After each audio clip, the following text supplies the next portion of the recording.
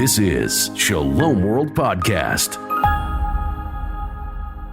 Welcome to this episode of the series of programs where we delve into the mystery of the book of Revelation. I am your host, Frances Hogan.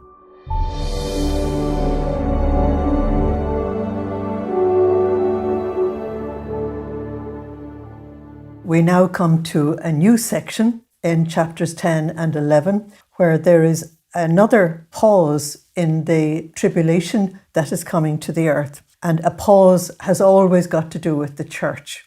So we've come out of chapter 9, in which we saw the beginning of hell on earth. We have seen the arrival of Satan. And I want to point out to you that you get the arrival of Satan before you get the arrival of Jesus in chapter 19.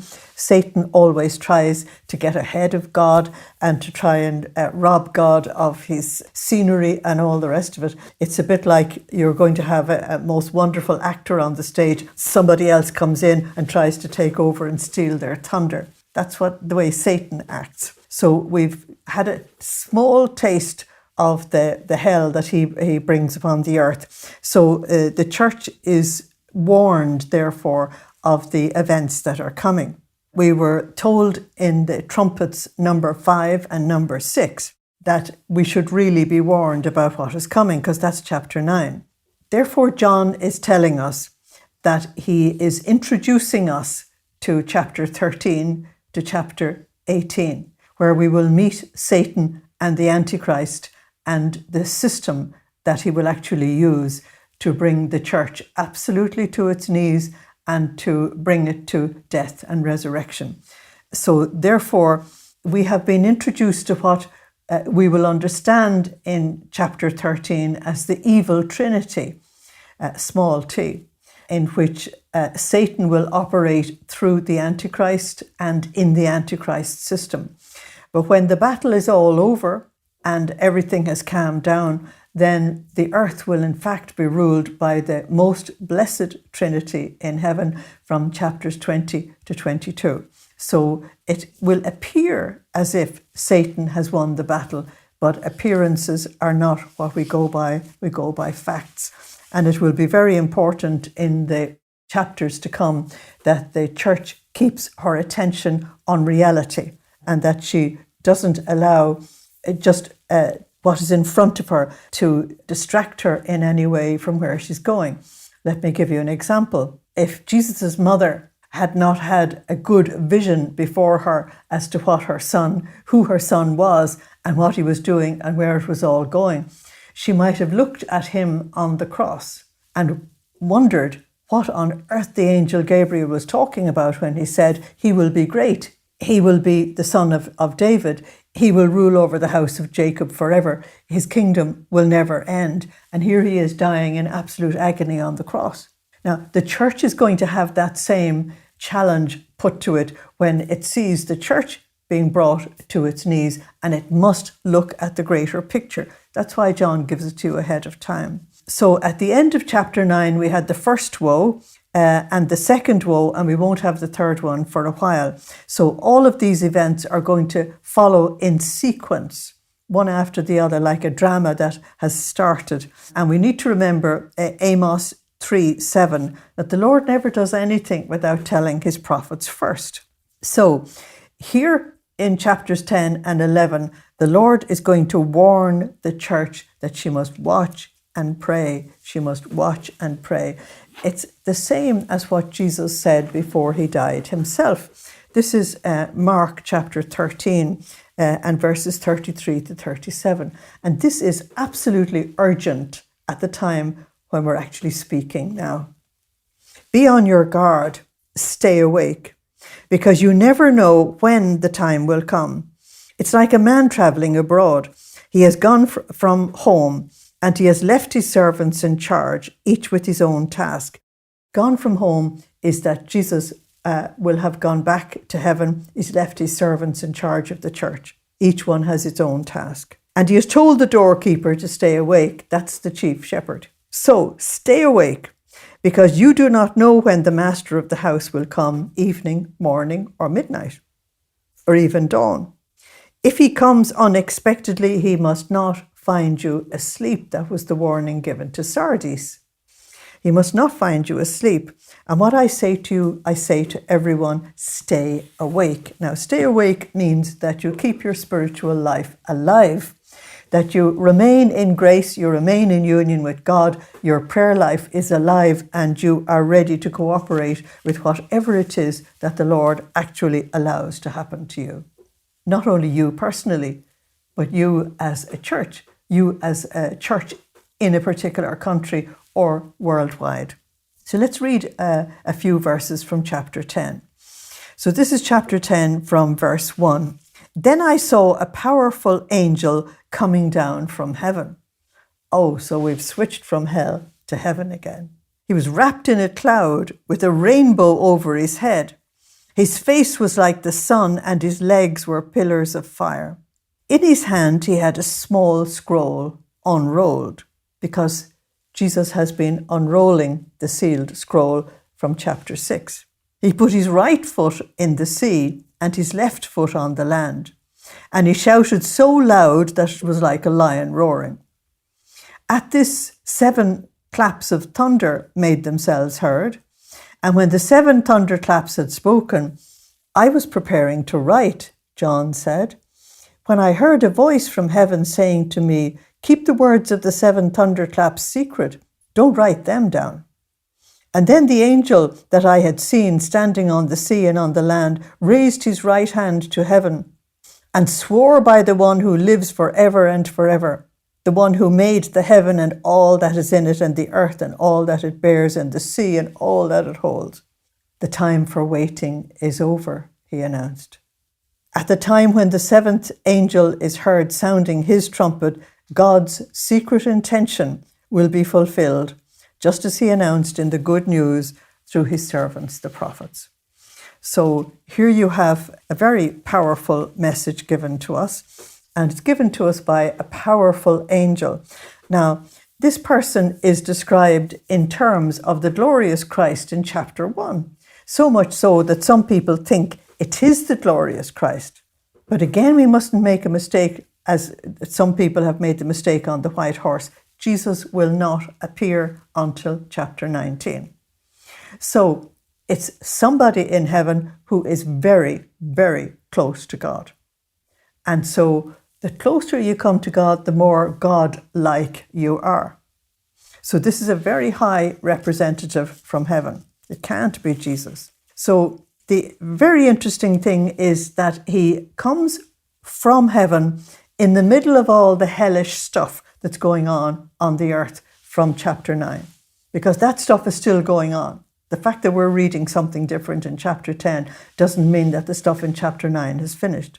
And we're told that he is dressed in a cloud. Well, we know from Psalm 104, verses 1 to 3, that God himself comes like that. Bless the Lord, my soul. O Lord, my God, how great thou art. You are clothed in majesty and glory. You are wrapped in a robe of light. You stretch the heavens out like a tent.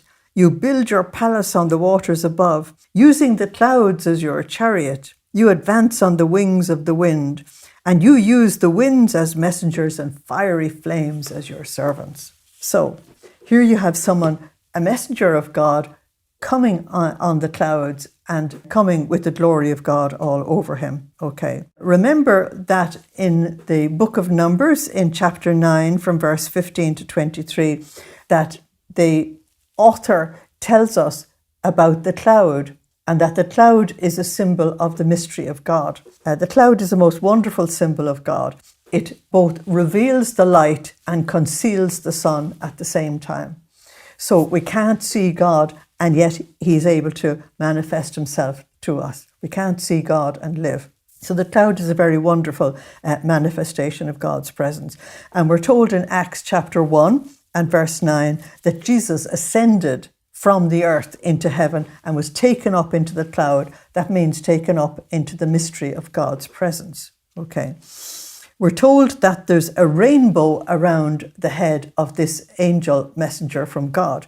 And you remember in chapter 4 and verse 3 that that rainbow was around God and his throne. That's why this angel is sometimes thought of as Christ himself. His face shone like the sun, because the sun in the Bible is light, is the source of light, and therefore is a very good symbol of God, because God is light, 1 John 1:5. And his legs were like pillars of fire. That's why it's quite similar to the description of Jesus in chapter 1, Jesus in glory, I should say.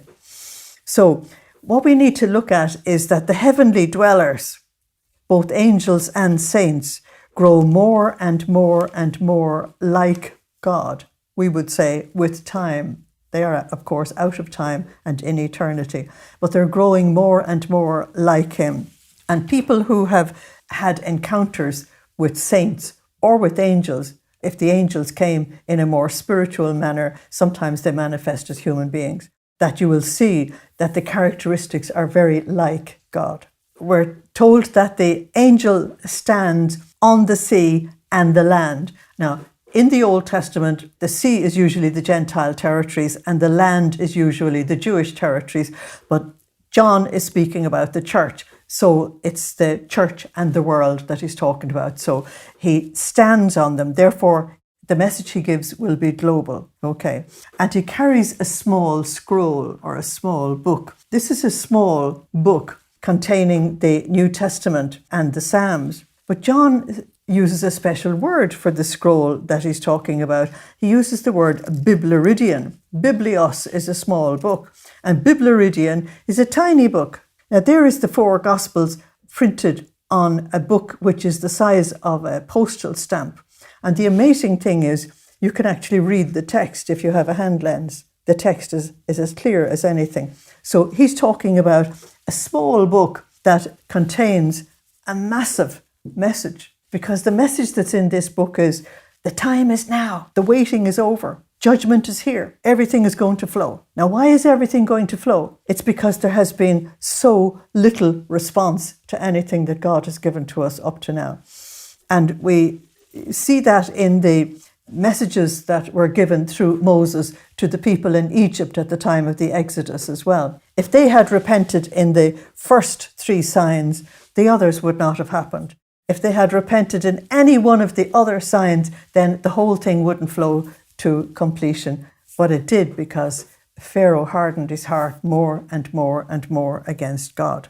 So if the angel who looks so like Jesus in glory is standing on the earth and the sea and roaring like a lion, okay, what you need to see is a picture of a lion in the Serengeti, for example, and he stands in a prominent place and he lets out a roar and all the animals flee and all the little ones flee into their burrows and everything. Why? Because the lion is staking his claim.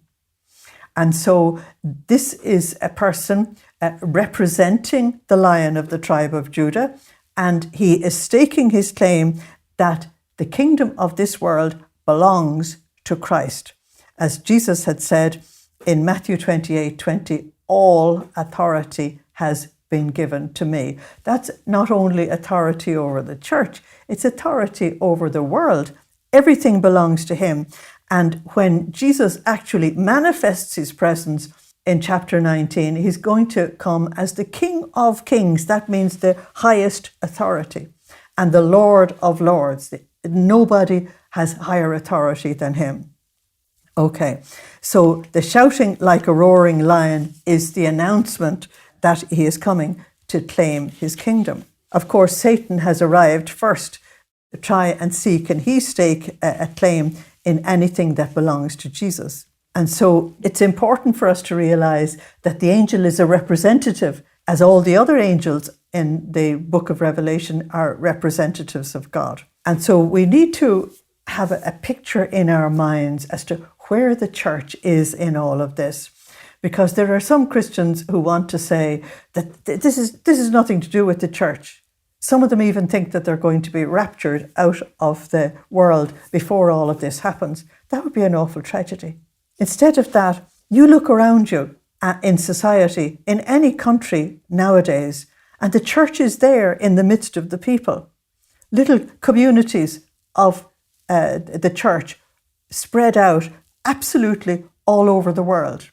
Even in countries that are hostile to the gospel, the church is still there. And so whatever is going to happen in those countries, the church is going to experience it. But it's not actually aimed at the church. It's aimed at the world, the sinful world. But the church is among them. And so the church is being told that she has to be ready for these very disturbing events. She has to continue her ministry during these very disturbing events.